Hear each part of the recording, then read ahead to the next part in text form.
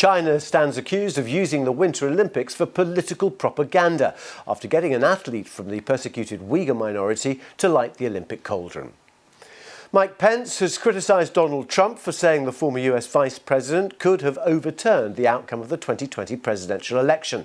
Mr. Pence said it was un-American to think that any one person could choose the president.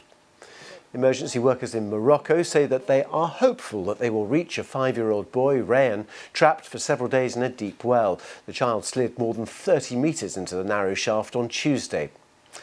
Over 18s in Austria must now be vaccinated against COVID-19. The much contested measure was signed into law on Friday. The unvaccinated will risk a large fine. Austria has one of the lowest vaccination rates in Western Europe. The Beijing Olympics has its first gold medalist. Norway's Therese Johaug dominated the women's skiathlon on Saturday. Johaug was up against more than 60 athletes in the 15-kilometer cross-country event, and she finished more than 30 seconds ahead of her nearest rival. She was part of a winning relay team at the 2010 Games in Vancouver, but this was her first individual gold. Natalia Nepuraeva of the Russian Olympic Committee took silver, and Austria's Teresa Shutadlova grabbed the bronze. Also in the race was China's Dinigur Ilamjan. She is from the Xinjiang Uyghur Autonomous Region and was one of the final torchbearers in Friday's opening ceremony. She finished 43rd. In speed skating, Germany's Claudia Pechstein finished last in her 3,000-meter race, but broke 2 records in the process. She's now the only woman to compete in 8 Winter Olympics, and at 49 years old, the oldest female ever to take part. Pechstein first competed in the 1992 Games in Albertville. She's won 9 medals so far, 5 of them gold. She couldn't add to the tally this time, but said she was proud to take part. The most successful World Cup ski jumper ever was hoping it would be third-time lucky in her bid for Olympic glory, but Japan's Takanashi Sara has missed out on a podium finish again. The 25-year-old Takanashi was competing in the women's normal hill. She's won a record 61 individual World Cup events, but she only managed 4th place in the Sochi Olympics 8 years ago and took bronze in Pyeongchang. Favorite Marita Krama was out of contention after testing positive for the coronavirus, clearing the path for the Japanese star to put her demons to rest. But her jumps of 98.5 and 100 meters weren't enough to beat Slovenia's Urša Bogataj, who took gold after soaring 108 and 100 meters. It was a better day for freestyle skier Horishima Ikuba, who put Japan on the medal table with a bronze in the men's moguls. The gold went to Sweden's Walta Wahlbag. Pyeongchang Olympic champion Mikael Kingsbury of Canada took silver. China has won the short-track speed skating mixed relay event at the Olympics. It is the host country's first gold medal of the Games. Athletes from China, Italy, Hungary, and Canada competed in the final on Saturday. The race got off to a rocky start. The Hungarian and Canadian skaters crashed almost immediately after the gun was fired. That forced a restart. Athletes from the 2 countries crashed again later on. China's skater crossed the finish line just half a blade ahead of Italy's. Italy won the silver medal. Hungary took the bronze. This is the first time the short-track mixed relay event has ever been held at the Olympics.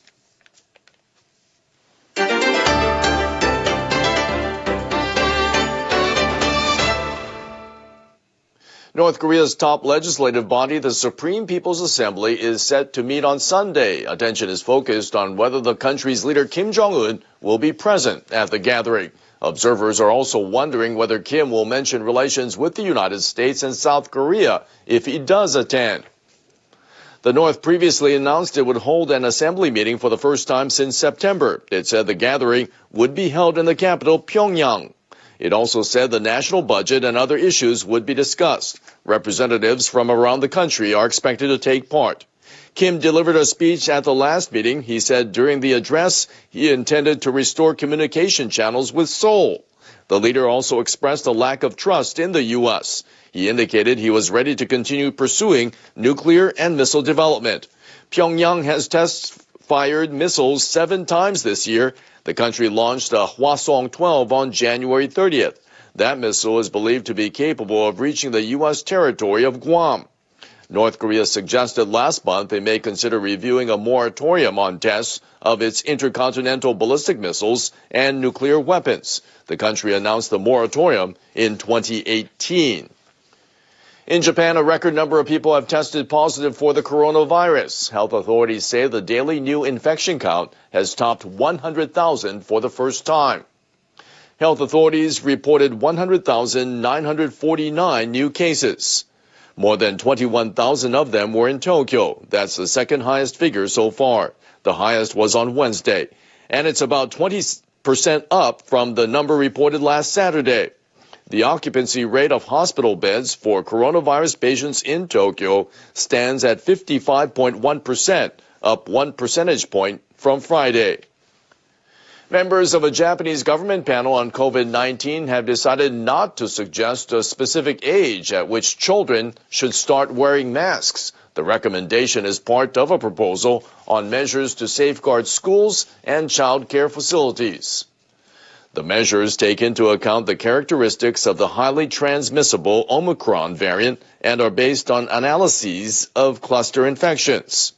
The panel initially planned to recommend that children aged 2 and above should wear masks as much as possible, in line with a request from prefectural governors. But at Friday's meeting, pediatric care experts expressed caution. They said it may not be easy or realistic to get children of such age to wear masks. While the panel opted not to specify any age, it did recommend that when possible, children should wear them as long as they are willing and show no difficulties breathing in them. The U.S. death toll from COVID-19 hit 900,000 on Friday. Case counts are on the decline, but hospitalizations and fatalities remain high. Data compiled by Johns Hopkins University showed deaths increased by 100,000 from mid-December when the Omicron variant began to spread rapidly. The daily infection counts at one point topped 1 million, although case numbers have since been falling. But a growing number of patients are developing serious symptoms. Hospitalizations have risen to around 120,000, and daily fatalities remain at a weekly average of around 2,400. The Centers for Disease Control and Prevention predicts the number of deaths could reach 930,000 to 960,000 by February 26th. CDC officials continue to urge people to get vaccines or booster shots, wear masks indoors, and avoid mass gatherings. A light plane heading for the Nazca Lines in southern Peru has crashed, killing all 7 people on board. Officials in Peru's transport ministry say the aircraft went down shortly after taking off from an airport in the city of Nazca at around noon on Friday. It was heading for the UNESCO World Heritage Nazca Lines, which are about 20 kilometers from the airport. There were 5 tourists from the Netherlands and Chile and 2 crew members on board. The aircraft was operated by a local company that offers sightseeing flights over the Nazca Lines.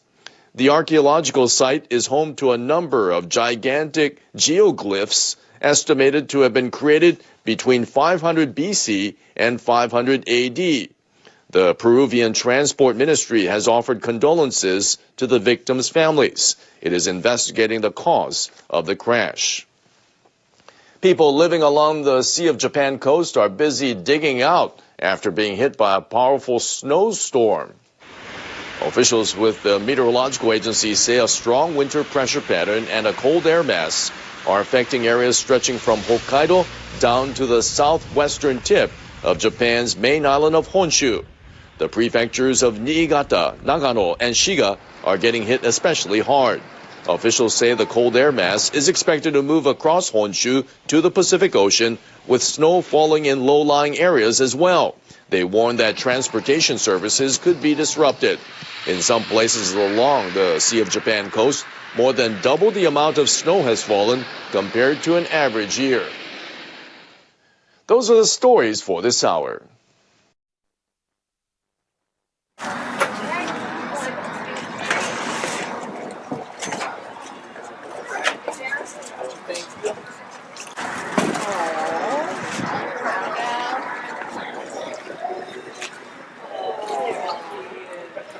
Yeah, get him rolled up so I can just mark his umbilical.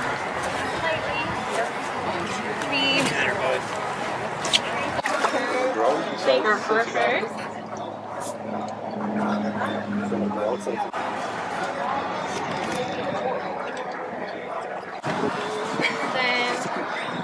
straight leg. My motor there smoked my front. That's crazy that you can shred today. That's awesome. Yeah, that's what I told my brother. We're back again.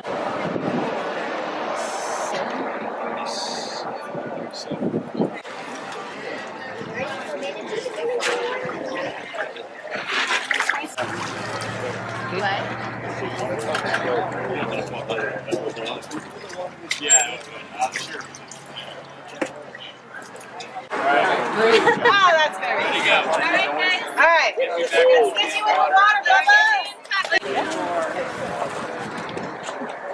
get you in the water, Bubba. Yeah. Laughing. There's the for everybody. Drops off right there. Drops off. He said.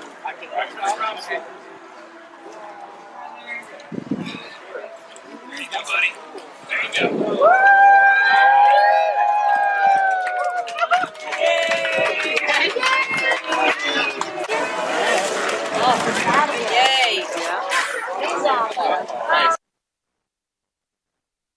And we're back now on GMA with how you can cash in on the competition in the skies right before airfare is expected to rise for the spring and summer. We're talking about new, smaller airlines offering some big savings. Take a look. They're the new airlines you've probably never heard of. Breeze, AHA, Avelo, Play, offering prices that are sure to make you do a double take. New Haven to Palm Beach, $98 round trip. New York to Charleston, $94. Then there's the new international carrier offering rock bottom prices, Play. Baltimore to Paris, about $400 round trip. The company servicing Iceland and Europe, now with routes from the U.S. Birgir Johnson is the CEO. Like everything in life, you go into a restaurant and you pay for what you use and what you want to have. And same with airlines. If you travel with hand baggage, only one luggage, you pay less. These airlines tend to fly underserved routes from alternative airports. For example, instead of JFK or Newark, you might fly from Stewart International, about 80 miles from Manhattan. Scott Keyes of Scott's Cheap Flights is watching the trend. Some of these smaller airlines are putting pressure on these bigger airlines, right? Budget airlines are the reason we are living in the golden age of cheap flights. And it's not because everybody's flying budget airlines. Basic economy on Delta and United and American and others is no accident. That is a direct response to the budget airlines. But when it comes to new airlines, what do we know about safety? Just because it's a new airline doesn't mean they're flying different planes that haven't been flown before. The pilots, the planes, the airports, it's all virtually the same as it was before. But there are things you need to look out for. Those prices we showed you there, that's just for the bare minimum. No seat assignment, just one personal item. You're going to have to pay extra for luggage. So remember that when you're comparing prices with the bigger airlines. Welcome back to GMA. As we examine the impact of gun violence in this country, President Biden meeting with New York's governor and New York City's mayor this week to discuss how to combat the problem, including the role of community intervention programs. ABC's Zachary Keish is here with part one of his in-depth reporting. Good morning, Zachary. Eva, good morning to you as well. We're learning more about these credible messengers, specifically in Chicago. We know that on average, these are black men in their 40s who have been exposed to the criminal justice system as early as the age of 13. On average, they've spent about 7 years behind bars. There's a small percentage of women, but almost to a person, they've been exposed to incredible amounts of violence. But the real work is about leveraging relationships. Gun violence intervention work in Chicago doesn't happen in the corner office or the coffee shop. Data published this week by the Chicago Police Department shows 219 people were shot in January of this year. 48 were deadly, a decline of 9%.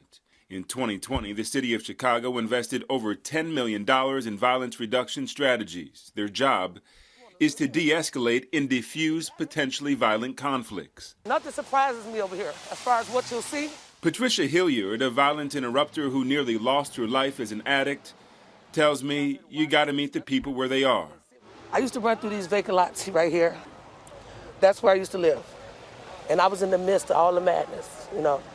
Now a salaried employee with benefits, her employer, the Institute for Nonviolence, is part of a patchwork of programs in the city offering social services, mediation, and even food through credible messengers. I've actually been able to intervene with guns drawn. I may go over here and talk to this one by himself, and I may come talk to this one, just to avoid a shooting. Marcus Mitchell was a star basketball recruit, but the allure of fast cash and street life, his environment, never allowed him to realize his potential. Those failures fuel his work today. I made bad decisions that led me to the streets. Thank God I turned my life around, and now I'm in the community helping the kids not make the mistakes that I made. Programs like these are taking shape around the country, from Baltimore to New York. President Biden showed his support in New York this week with Mayor Eric Adams. His Build Back Better plan proposes $5 billion in federal aid for community-based interventions. But that legislation is currently stalled in Congress. Northwestern University's Neighborhood and Network Initiative, out of the Institute for Policy Research, is leading the way on how these programs operate and if they're effective. But even during COVID, even during this national surge in gun violence, we're seeing positive direction. So the question is not about, did they, reduce violence by 50 or 60%, but how many lives did they save today? When Emmanuel Yates was shot in October, he knew he needed help, providing a safe outlet and the tools to quiet his mind and the appetite for revenge. For me, it's just being able to, if I only reach one person that'll listen to me, and I can get them right here in my face, and I can get them in my car, get them to the office and follow up with me the next day, or they follow along with whatever information I can provide them to assist them. That's a small goal, but I'll take it. The idea of outreach workers isn't new. It actually dates back to the 1940s. Now, tomorrow, we'll look at the environmental factors in a group of organizations in Chicago trying to build the human infrastructure to help elevate these communities from the inside out. Eva? Exactly. Important work. Thank you. We move now to the dramatic SWAT team rescue of a woman kidnapped from a ranch owned by Michael Bloomberg. ABC's Phil Lipoff joins us with this harrowing story. Phil, good morning. Whit, good morning. And as you described, this is the exact reason that former New York City Mayor Michael Bloomberg has always had his own security detail. There was no specific threat leading up to this, a terrifying kidnapping nonetheless. Police say the suspect doesn't know the Bloomberg family, was trying to take Bloomberg's daughter, and took an employee instead. This morning, new dramatic police video, a daring rescue ending the kidnapping of a woman who worked for Michael Bloomberg. Police say she was taken at gunpoint from his Colorado ranch Wednesday. This video showing the Cheyenne Police Department's joint SWAT team arriving to the scene at the Stagecoach Motel just across state lines. Law enforcement did everything right in this case. They were able to apparently track her iPad, which eventually led them to Cheyenne, Wyoming. Investigators say the suspect, Joseph Beecher, was carrying an AR-15 and a handgun when he was arrested. Now he's charged with kidnapping in federal court. According to court documents, Beecher was looking for Bloomberg's daughters and wanted to, quote, make an international scene. The victim told authorities Beecher rammed his truck through Bloomberg Ranch's security gate and forced her to leave with him. She says she was forced to withdraw money from an ATM. While taking that money out, she mouthed the words, "Help me," hoping it would be recorded by the machine's surveillance camera. The victim, safe and returned to her family. She remained calm. She tried to be friendly. And so if you could do those two things, not agitate a kidnapper you may increase your odds of staying alive. Authorities say Bloomberg was not at the ranch during the kidnapping. Overnight, a spokesperson for Bloomberg telling ABC News, "We're deeply grateful to the Rio Blanco County Sheriff's Office for their swift and heroic action in this case." No word from investigators so far this morning on why Beecher was trying to cause what he called an international incident. This morning, he is in custody and facing serious federal charges. Eva? A scary incident there. Phil Lipoff for us. Thank you. Former Vice President Mike Pence directly contradicting former President Trump about the 2020 election. ABC's White House correspondent Mary Alice Parks has more from Washington. Former Vice President Mike Pence with his strongest public rebuke of his former boss to date, saying President Trump was wrong when he argued Pence could have single-handedly overturned the election results. President Trump said I had the right to overturn the election. But President Trump is wrong. I had no right to overturn the election. The presidency belongs to the American people and the American people alone. In the weeks before and the morning of January 6th, President Trump pressured Pence to interfere in the certification of the election. I hope Mike is going to do the right thing. I hope so. I hope so. But Friday, Pence again defended his actions and added it's time for Republicans to accept the election and move on. If we lose faith in the Constitution, we won't just lose elections. We'll lose our country. But just hours before Pence's comments, the Republican Party doubling down in the other direction, censuring the two Republican members of Congress who sit on the committee investigating January 6th, but also seeming to defend and wildly downplay the horrific events of that day, saying in a new resolution that House members Adam Kinzinger and Liz Cheney were, quote, participating in a Democrat-led persecution of ordinary citizens engaged in legitimate political discourse. In response, Cheney tweeting a video from the January 6th attack, writing, "This is not legitimate political discourse." Now, overnight, President Trump put out another statement, again arguing that he thinks Pence, as vice president, could have acted on his own. And he pointed to the fact that right now senators are debating new legislation that would clarify the old law and make sure that in the future the vice president understood that his or her role in certifying the electoral college count was purely ceremonial. But, Gio, senators are debating legislation like that precisely in reaction to January 6th and the pressure that they saw Trump put on Pence. All right, Mary Alice Parks in Washington. Mary Alice, thank you. Promising new jobs report showing that the U.S. added 467,000 new jobs in the month of January, 300,000 more than expected. Some asking whether the economy is poised to bounce back from the pandemic now. And ABC's Deirdre Bolton joins us this morning to break it all down. Deirdre, good morning. Good morning. I'm going to quote Oxford Economics and its report. Friday's jobs report shows that American workers are getting used to functioning in a pandemic. So they say workers 1, Omicron 0. January's report better than expected. December's and November's numbers also revised higher. The group that saw the most workers added, leisure and hospitality. So restaurants, bars, hotels, this is a great sign. More of us feel comfortable being out and about. More of those businesses seeking to add workers and paying them more to stay. So on that point, there was a pickup in average hourly earnings, 0.7%. So that means workers are making 5.7% more than they were this time last year. And an improvement in the labor force participation rate. That just means more people are coming back off the sidelines. We saw the highest reading for this metric since March 2020, 62.2%. So employers may be more flexible. For example, teleworking increasing in January to more than 1 in 7 employed people. We heard President Biden say yesterday, America is back to work.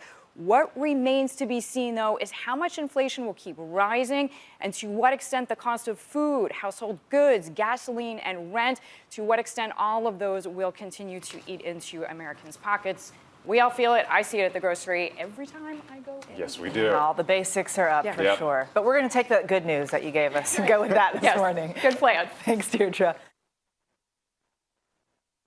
Millions of people waking up to that deep freeze sweeping across the country this morning from the south to the northeast. Temperatures rapidly falling after a major storm system dumped a wintry mix across some 2,000 miles. Yeah, now roads are covered with treacherous ice, making travel very dangerous and stranding some drivers for at least 13 hours. Rob is here now with the latest. Rob, good morning. What a mess. Yeah, I tell you, Gio, I don't know about you, but I had a tough time getting in this morning. A lot of ice along the roadways, not just in the northeast, but across parts of the Mid-South. This is the scenes from yesterday with trees coming down in Memphis, Plano, Texas, covered in sleet and snow at one point. Sun helped out a little bit yesterday, but freezing temperatures in Austin, Texas. Right now, I think we're seeing some record lows potentially across central and southern Texas. We've got alerts that are in effect right there.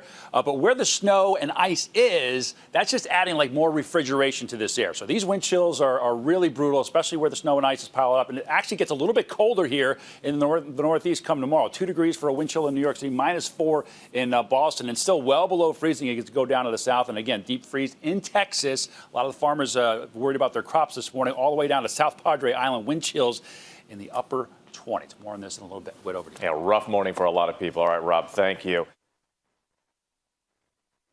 Protests in the streets of Minneapolis. A car caravan with protesters demanding justice for Amir Locke, killed in a police shooting while officers were executing a no-knock search warrant.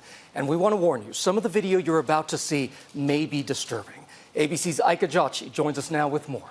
Ike, good morning. Good morning, Gio. It's another incident for the Minneapolis Police Department, bringing attention to the discussion over no-knock warrants. And now, Minnesota Attorney General Keith Ellison is joining the investigation. Protests breaking out overnight in Minneapolis seeking justice for 22-year-old Amir Locke after he was shot and killed during an early morning Minneapolis police raid. His parents speaking out, mourning the death of their eldest son. I believe that he was executed by the MPD, and I want the police officer that murdered my son to be prosecuted and fired.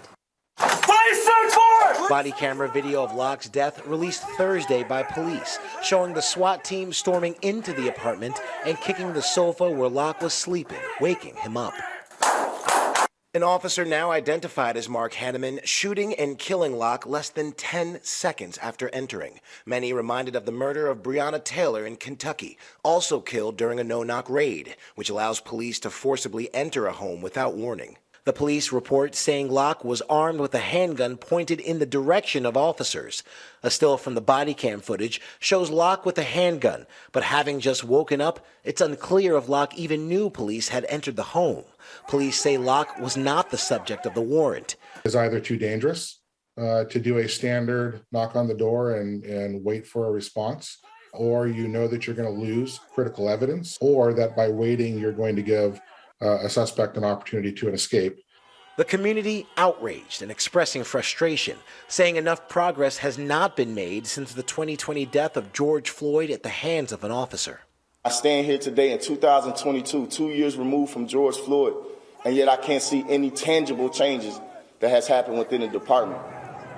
Now, police confirmed the officer who shot Amir was placed on administrative leave. A department spokesperson saying that they will not make that search warrant public until the suspect in the homicide case is in custody. And overnight, the mayor of Minneapolis placing an immediate moratorium on no-knock warrants.